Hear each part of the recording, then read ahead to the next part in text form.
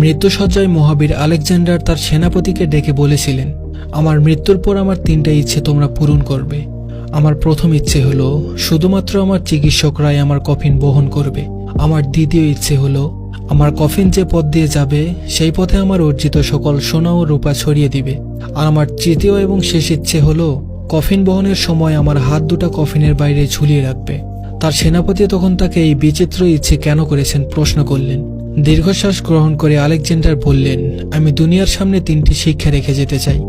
1, আমার চিকিৎসকদের কফিন বহন করতে এই কারণে বলেছি যাতে লোকে বলতে পারে যে চিকিৎসক মানুষকে সারিয়ে তুলতে পারে না, তারা ক্ষমতাহীন আর মৃত্যুর থাবা থেকে রক্ষা করতে অক্ষম।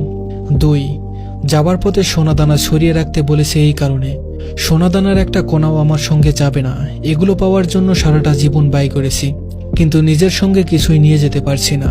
মানুষ বুঝুক এসবের পেছনে ছোটা মানে সময় অপচয়। 3, কফিনের বাইরে আমার 2টা হাত বাইরে রাখতে বলেছি মানুষকে বোঝানোর জন্য যে পৃথিবীতে খালি হাতে এসেছি, আজ পৃথিবী থেকে খালি হাতেই চলে যাচ্ছি। ভিডিওটা শেয়ার করে সবাইকে শিক্ষা অর্জন করতে দিন। ধন্যবাদ সবাইকে।